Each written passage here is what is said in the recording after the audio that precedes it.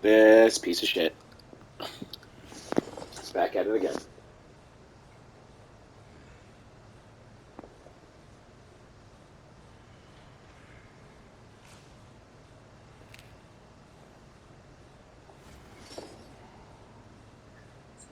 Interruptions, or you can just come off and give your opponent as many as they want in hopes that your board is strong enough to deal with their card advantage. This pushes a lot of unhealthy combo strategies out of the format. Since these decks are built too greedy with their end boards or focus on overextension, they're going to get hardly punished by the bug.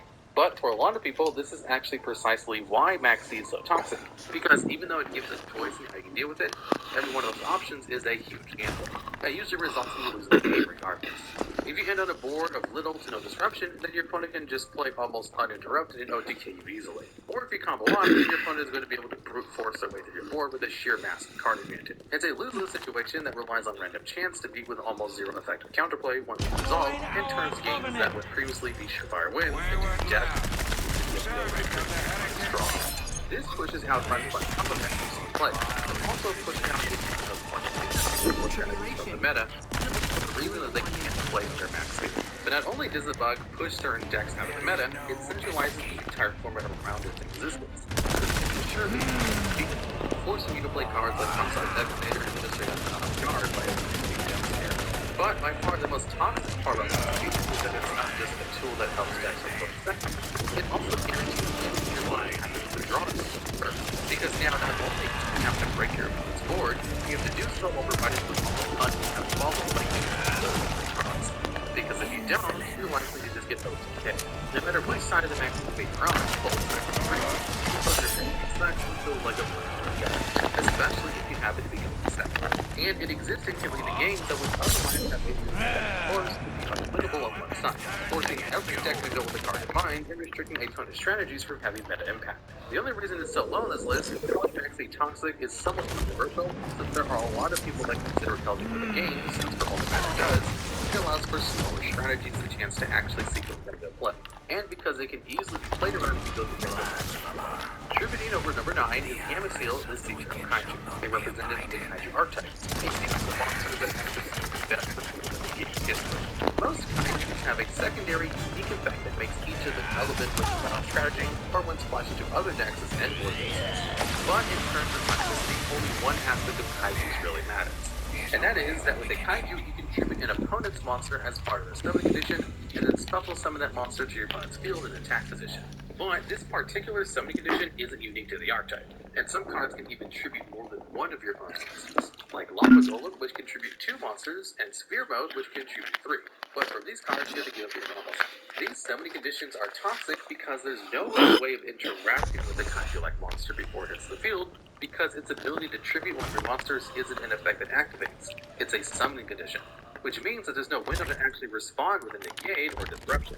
It just happens. This means that if your opponent has drawn a Kaiju, you have to just accept that one of your key inboard pieces is being removed from the field. It doesn't matter if you spent your entire turn building up into it, or even if it's completely unaffected. It's being replaced by a turtle. This issue is exasperated by cards which tribute monsters like Lava Golem and Sphere Mode, being able to build your entire field at the low cost of your normal summon, which gives decks like Kashtira and Runic easy ways to deal with your boss monsters with 1 second, without giving you any real opportunity to fight back. Now, to a certain extent, Kaiju-like effects are a necessary evil in the modern game, and are really important for breaking almost unbreakable boards, or dealing with difficult to out-boss monsters that a lot of decks would struggle to deal with otherwise. But the lack of potential counterplay available is why a lot of people consider these monsters, as well as cards like Super Pulverization and Dark Ruler No More, somewhat toxic, since you don't have a way of keeping your hard-earned end board safe from cards you can't respond to. Shifting into number 8 is Dimension Shifter, a lingering macrocosmos on a hand trap that can force you to skip your whole turn if the gem uses the graveyard. You need to have no cards in your graveyard to activate Shifter, but if you do, you can send it from your hand to the graveyard with quick effect speed, to make it so that until the end of the next turn, any card that would be sent to the graveyard will be banished instead. In the modern era, a ton of different strategies are reliant on the graveyard in some way, since they're able to use it as a secondary resource due to the number of powerful graveyard effects a ton of different cards have, which can allow you to search, extend, or even interrupt your opponent. So effects that force cards to be banished rather than sent to the graveyard are insanely powerful decks that don't need their graveyard. They're capable of shutting down some decks entirely and leaving no way of actually coming over, which makes them pretty powerful. And if it's not going to apply this effect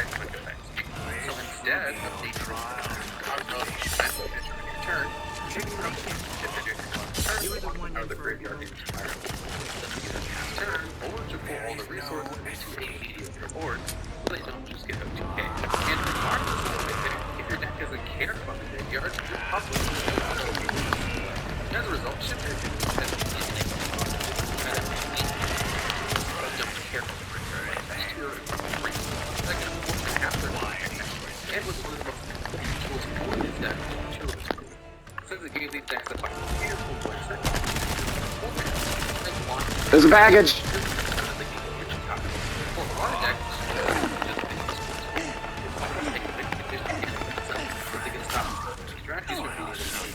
And while the fact eventually stops applying, it's an incredibly difficult card to deal with. It's still gated because of just how strong this card is. Rock number 7, it's barrier status performance. It represented a card of one of the being summoned in some way. The way Stormwind guides this is by stopping both players from special summoning any monster other than wind monsters on the field. And it's typically brought out at the end of the combo so your opponent has to contest it with a pinch turn on me. While being locked under an oppressive floodgate that stops it from playing. And there are a ton of different things in the game that all do pretty much the same thing in different ways. Artifact Signs apply something to the effect with one shot action, or a cost one shot attribute. After several low lines players have a special so entire. And everyone is constantly getting right because pretty much everything that is at Water Terror relies on special stuff in some way to play completely exceptions. Whether it's accessing boss monsters, combo pieces, or using floodgates to run, almost every deck is constantly to deal with something in some way. If your opponent happens to be sitting behind a card like a barrier statue or a Majesty Speed, it can really don't deal with it. Or you're all the gated play. And some of these anti-special floodgates are really difficult to deal with. You might be able to Dark Roller from barrier statue, but you would need Forbidden Chalice or Droplet to deal with Scythe to stop its lingering effect from applying. And a card like Dimensional Barrier has even fewer answers.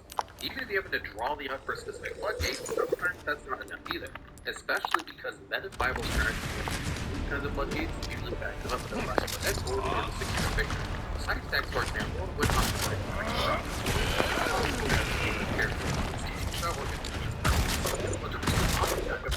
M-Pen, Shifter, and the rest of the What? What? You cannot deceive me. I know what you seek. You wish to claim the power of No! money for yourself. She had all the opportunity in the world to keep her show. She had all the opportunity in the world to keep her show. Okay?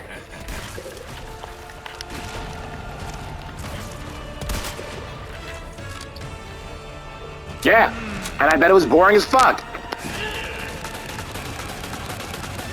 Your weapons turn against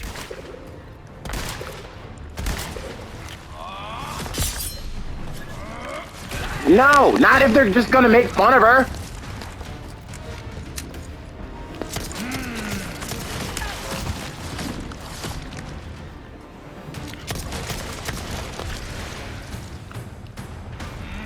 You cannot defeat me.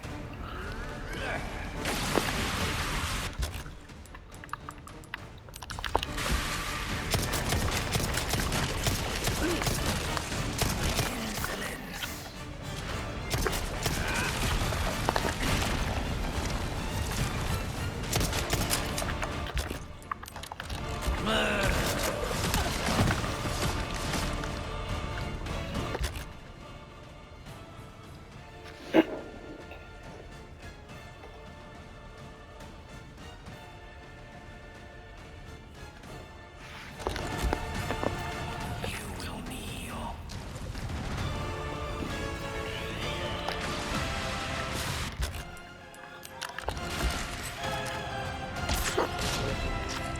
You think you're sick. What does that have to do with being sick? No. But Yet I'm afraid such efforts are made in vain.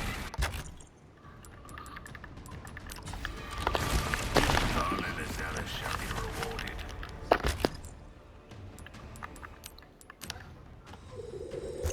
yeah, what are you talking about? While heretics such as yourself shall fertilize the soil.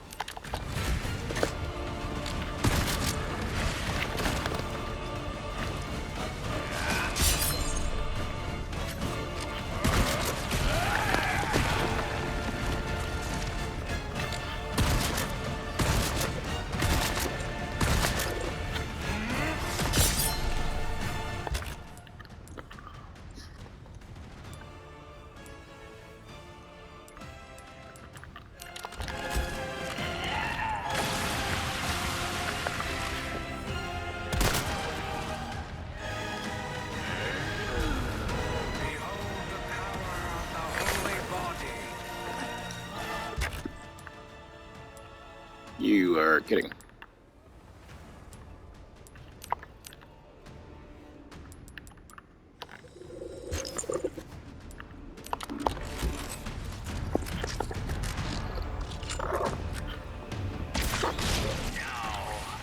The glory of Las Plagas is eternal.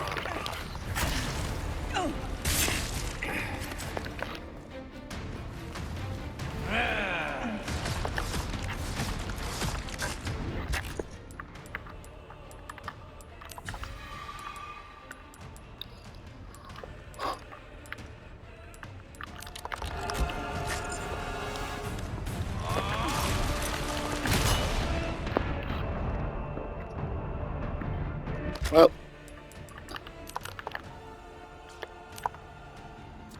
Face my wrath.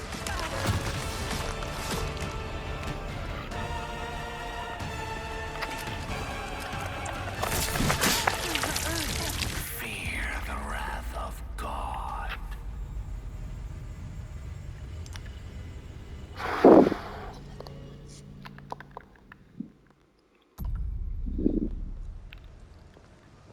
Welcome. Got a selection of good things on sale, stranger. That cash in your pocket or your life. Easy choice, mate.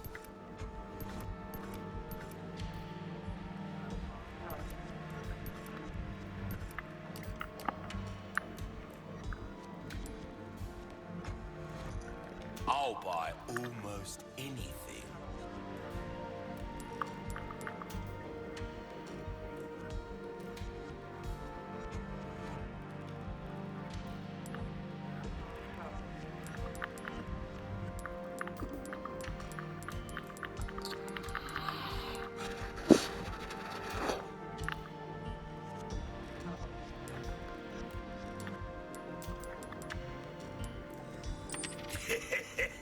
Thank you.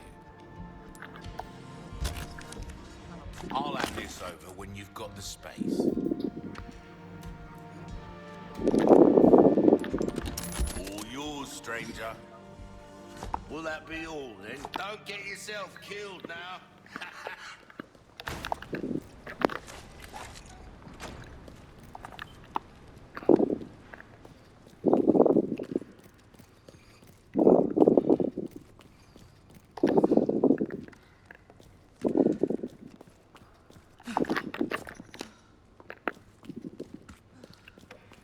Join our covenant.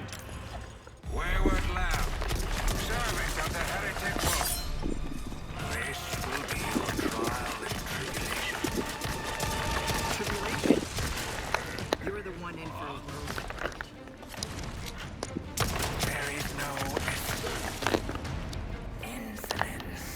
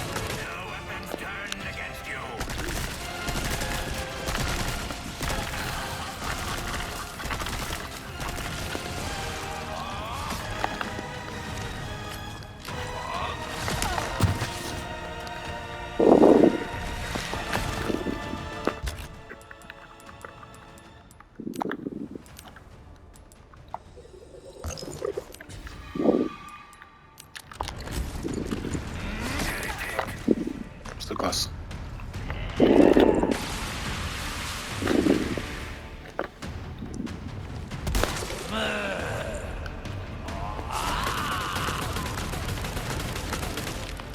You cannot escape my reach.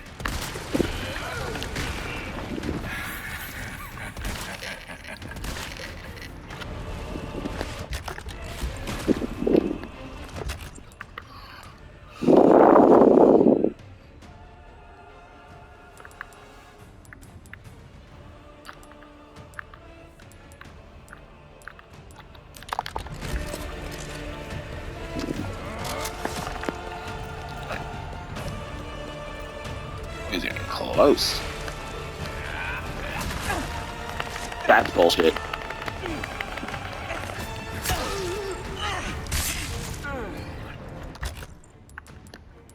That shit autocorrected like hell. Blasphemer. The avarice of wicked shall not be abided.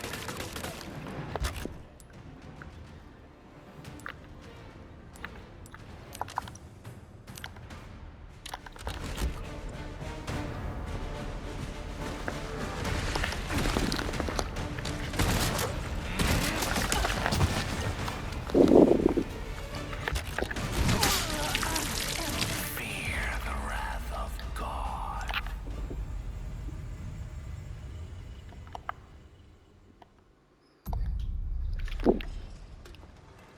Welcome. Ooh, what you buying? I'll buy almost anything.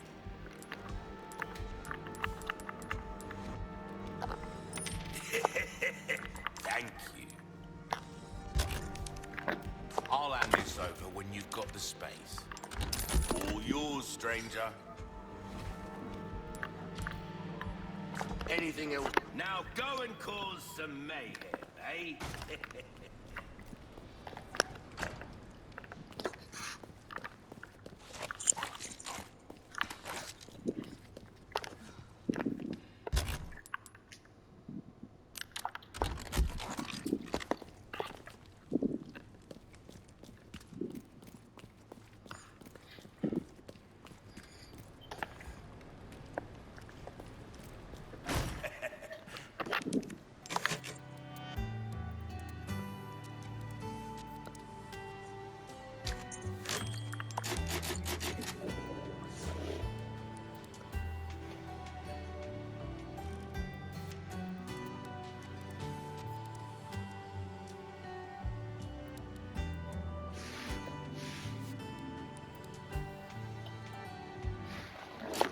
Why not treat yourself, mate?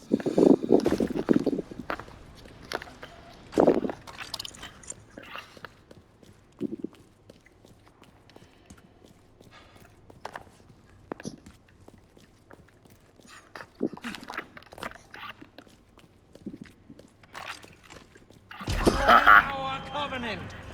All blessings unto him in this. Yeah, now eat a dick, dude. Servant of the heretic wolf.